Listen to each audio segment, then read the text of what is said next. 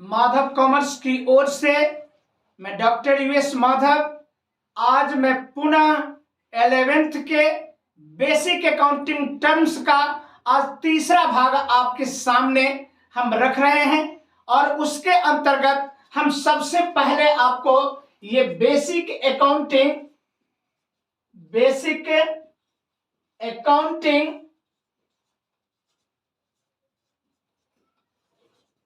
Terms और इस basic accounting terms के अंतर्गत हम पहला जानेंगे आज लायबिलिटीज। और लायबिलिटीज जिसको हिंदी में हम दायित्व कहते हैं, ये लायबिलिटीज क्या हुआ? तो जो धन हमें किसी दूसरे को देना है, जो धन किसी दूसरे को देना है, हमारे ऊपर बाकी है, हमने कोई संपत्ति खरीदी है और उसके एवज में जो राशि हमें देनी है हम उसे दायित्व कहते हैं। और फिर अब आइए इस लायबिलिटीज के बाद हम दूसरे टॉपिक पर आते हैं, एक्सपेंसेज। और बड़ा ही सुंदर चीज है एक्सपेंसेज। आप जानो कि व्हाट इज एक्सपेंसेज। तो एक्सपेंसेज का अर्थ होता है कि चांस ऑफ रिकवरी, ऐसा खर्चा जिसके चांस है, रिकवरी होने की चांसेज है। हम व्यापार में जो कार्य करते हैं, हम व्यापार में जो व्यापार का संचालन करते हैं और उस संचालन करने में चाहे वो वेतन के रूप में, चाहे वो किराया के रूप में, चाहे वो मजदूरी के रूप में, चाहे वो जनरल एक्सपेंसेस के रूप में, चाहे प्रिंटिंग के रूप में, चाहे पोस्टेज के रूप में जो खर्चे किए जाते हैं, ये एक्सपेंसेज हुआ। लेकिन ये दूसरा क्या हो गया बाबू? तो एक्सपेंसेज हो गया, एक्सपेंसेज। और इस एक्सपेंसेज यानी खर्चा, अब ये खर्चा जो है आपको मुख्य रूप से तीन प्रकार के, ये खर्चा को हम यानी टाइप्स ऑफ एक्सपेंसेज, ये खर्चा को हम तीन भागों में बांटते हैं। एक है revenue expenses, revenue expenses, that is हम इस एक्सपेंसेज को हम एक्सपेंडिचर भी कहे तो कोई दिक्कत नहीं आएगी। अब आइए भाई, रेवेन्यू एक्सपेंडिचर किसको कहते हैं, रेवेन्यू एक्सपेंसेज किसे कहते हैं? दूसरा होता है भाई आपको कैपिटल एक्सपेंसेज यानी एक्सपेंडिचर, और तीसरा होता है डेफर्ड रेवेन्यू एक्सपेंडिचर। तो इस प्रकार से आपको हम आपको बताना चाहेंगे कि एक्सपेंसेस जो तीन प्रकार के हैं, रेवेन्यू एक्सपेंसेस, रेवेन्यू एक्सपेंडिचर, तो व्यापार के दैनिक कार्यकलापों को चलाने में, व्यापार को संचालित करने में जो खर्च होते हैं हम उसको रेवेन्यू एक्सपेंडिचर कहते हैं। चाहे वो सैलरी हो, वेतन, मजदूरी हो। इसके बाद आपको जनरल एक्सपेंसेस, चाहे प्रिंटिंग का, पोस्टेज का, टेलीफोन का, ये सब खर्चा आपको क्या है? तो रेवेन्यू एक्सपेंसेज है, हम इसको रेवेन्यू एक्सपेंडिचर कह सकते हैं। दूसरा है कैपिटल एक्सपेंडिचर, व्यापार में व्यापार को चलाने के लिए उसकी सहायता करने के लिए जो अस्थायी संपत्ति हम खरीदते हैं या अस्थायी संपत्ति स्थापित करते हैं, तो उसके स्थापना से लेकर के और संपत्ति को चलने तक जो पहली बार खर्च करते हैं हम उसको क्या कहते हैं? तो कैपिटल एक्सपेंसेस कहते हैं या कैपिटल एक्सपेंडिचर के नाम से हम जानते हैं। तीसरा जो है आपका डेफर्ड रेवेन्यू एक्सपेंडिचर। तो डेफर्ड क्या है? स्थगित आगत व्यय, ऐसे खर्चे जो एक बार में मोटी राशि खर्च होती है लेकिन उसका उपयोग कई वर्षों तक हमें मिलता है, तो ऐसे खर्चे को हम डेफर्ड रेवेन्यू एक्सपेंडिचर के नाम से जानते हैं। जैसे कोई हीरो, चाहे कोई क्रिकेटर, अगर किसी भी कंपनी का, किसी भी संस्था के प्रचार करता है और उस प्रचार में वो मोटी राशि लेता है। यदि एक बार अगर संस्था उसको खर्चा में डाल दे तो संस्था हानि में चली जाएगी। इसलिए इस प्रकार की मोटी राशि को हम इसे बैलेंस शीट में हम मिसलेनियस एक्सपेंडिचर में रखते हैं और इसे 5 साल, 7 साल, 10 साल यानी जब तक इसका लाभ मिलने वाला रहता है उतने सालों में बांट करके हम छोटी छोटी राशि को हम राइट अप करते हैं, हम उसको अपलिखित करते हैं। तो इस प्रकार से आपका इस एक्सपेंसेस को हमने आपको बताने का कोशिश किया कि एक्सपेंसेस ये क्या हो गया।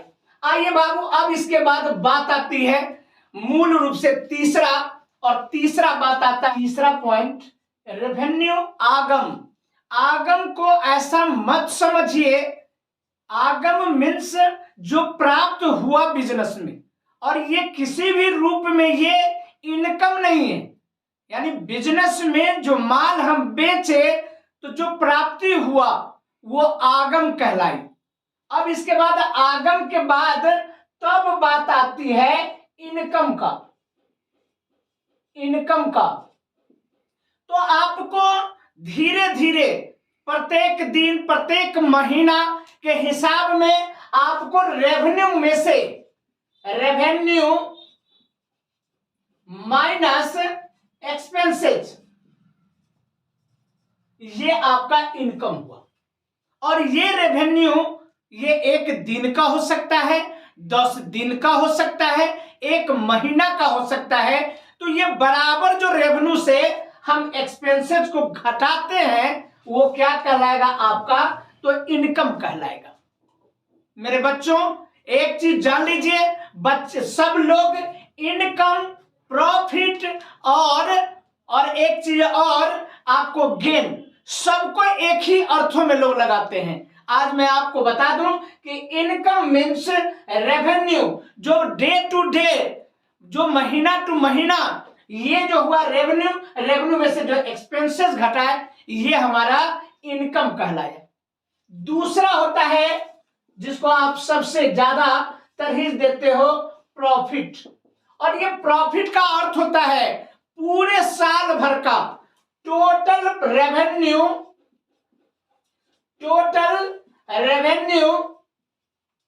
Minus total expenses. ये total revenue minus total expenses, यहां दोनों में अंतर हो गया। यहां बार बार रेवेन्यू आया, उसमें से खर्चा घटाया, इनकम हुआ। जबकि प्रॉफिट पूरे साल भर का रेवेन्यू में से पूरे साल भर के खर्चा हम घटा देते हैं, तो ये क्या कहलाता है, प्रॉफिट कहलाता है। और एक और चीज इससे रिलेटेड है भाई, तो वो है गेन।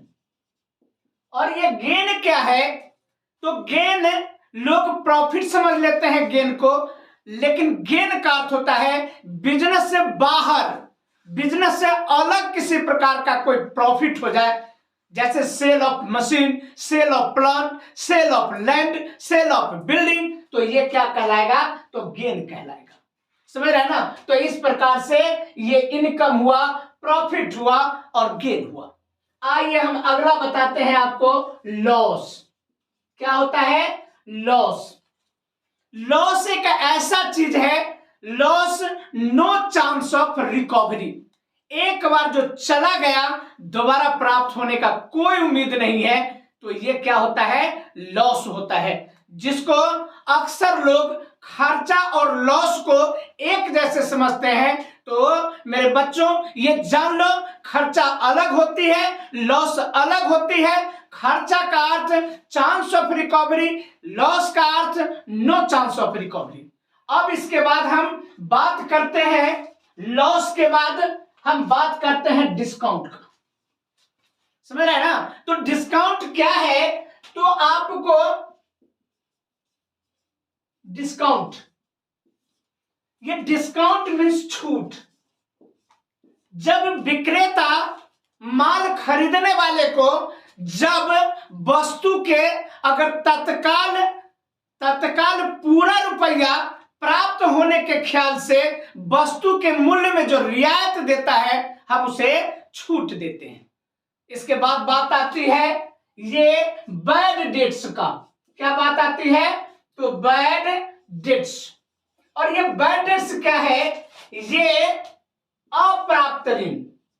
अप्राप्त ऋण, ये अप्राप्त ऋण, यदि कोई व्यापारी, यदि कोई कस्टमर हमसे उधार माल ले गया, हमने उधार माल बेचा और वो उसमें से कोई भी राशि देने के लिए तैयार नहीं है, तो उसे हम डूबा हुआ धन अर्थात बैड डेट्स कहते हैं। और लास्ट में हम आज आपको बताएंगे इंसॉल्वेंट। इंसॉल्वेंट, और ये इंसॉल्वेंट का अर्थ हुआ दिवालिया। दिवालिया का अर्थ हुआ यदि किसी संस्था का, यदि किसी व्यक्ति के संपत्ति से ज्यादा कर्जा हो जाती है तो हम इसको दिवालिया कहते हैं। और इस प्रकार से हमने आपको 2-3 वीडियो मिला करके आपको ये बताने की कोशिश किए हैं बेसिक टर्म्स ऑफ अकाउंटिंग। और तब इसके बाद हम आगे आपको कंसेप्ट वगैरह बताएंगे। तब तक के लिए आज का क्लास हम यहीं पे विराम देते हैं। जय हिंद, जय शिक्षा।